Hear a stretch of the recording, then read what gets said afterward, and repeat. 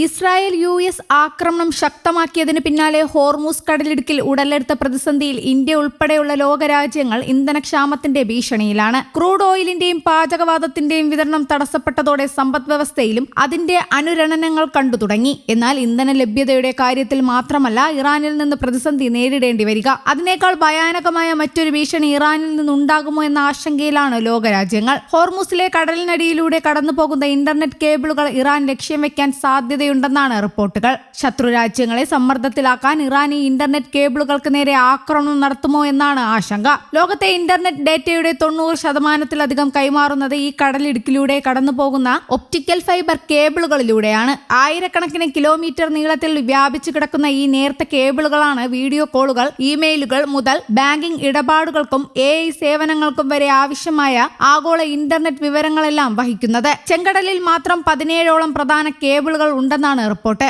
യൂറോപ്പിനെയും ഏഷ്യയും ആഫ്രിക്കയെയും തമ്മിൽ ബന്ധിപ്പിക്കുന്ന ഇന്റർനെറ്റ് ട്രാഫിക്കിന്റെ മുഖ്യ ഭാഗവും വഹിക്കുന്നത് ഈ കേബിളുകളാണ്. ഹോർമൂസ് കടലിടുക്കിലൂടെ കടന്നു പോകുന്ന കേബിളുകൾ ഗൾഫ് മേഖലയിലെ വൻകിട ഡേറ്റാ സെന്ററുകളെയും ഇന്ത്യ ഉൾപ്പെടെയുള്ള രാജ്യങ്ങളെയും ബന്ധിപ്പിക്കുന്നതാണ്. ഇന്ത്യയുടെ വിദേശ ഡേറ്റാ കണക്ഷനുകൾ ഈ ലൈനുകളുമായി നേരിട്ട് ബന്ധമുള്ളവയാണ്. ഇറാൻ ഈ മേഖലയിൽ മൈനുകൾ വിതറിയിരിക്കുന്നതിനാൽ കേബിളുകൾക്ക് തകരാർ സംഭവിച്ചാൽ അവ അറ്റകുറ്റപ്പണി നടത്താൻ കപ്പലുകൾക്ക് എത്താനാവില്ല. കേബിൾ മുറിക്കപ്പെടുകയോ മൈൻ സ്ഫോടനത്തിൽ തകരുകയോ ചെയ്താൽ ഇന്ത്യയിലെ ബാങ്കിംഗ് IT മേഖലകൾ നിശ്ചലമാകും. UAEയിലും സൗദിയിലും ഗൂഗിളും മൈക്രോസോഫ്റ്റും ആമസോണും ഡേറ്റാ സെന്ററുകൾക്കായി കോടിക്കണക്കിന് ഡോളറിന്റെ നിക്ഷേപമാണ് നടത്തിയിരിക്കുന്നത്.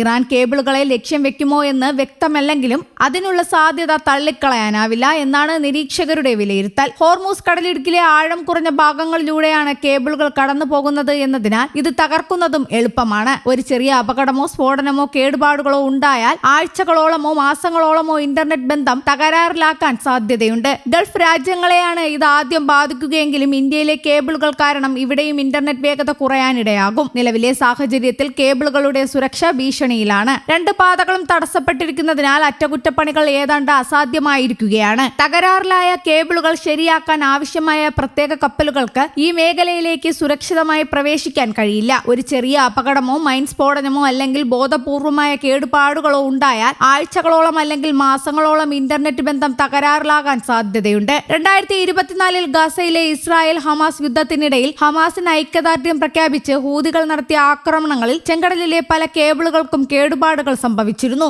ഏഷ്യയിലെയും ആഫ്രിക്കയിലെയും ചില ഭാഗങ്ങളിൽ ഇന്റർനെറ്റ് വേഗത കുത്തനെ കുറയുകയും അറ്റകുറ്റപ്പണി നടത്തുന്ന കപ്പലുകൾ വിട്ടുനിന്നതിനാൽ പൂർണ്ണമായ പരിഹാരത്തിന് മാസങ്ങൾ എടുക്കുകയും ചെയ്തു. ഇറാൻ കേബിളുകളെ ലക്ഷ്യം വെക്കുമോ എന്ന് വ്യക്തമല്ലെങ്കിലും അതിനുള്ള സാധ്യത തള്ളിക്കളയാനാകില്ല. കേടുപാടുകൾ സംഭവിച്ചാൽ അത് ഫോണുകളെയും വെബ്സൈറ്റുകളെയും മാത്രമല്ല ബാധിക്കുക. ബാങ്കുകൾ, ഓഹരി വിപണികൾ, ആശുപത്രികൾ, AI സംവിധാനങ്ങൾ എന്നിവയുടെ പ്രവർത്തനങ്ങളെല്ലാം താളം തെറ്റും. News desk, Kerala Kaumudi.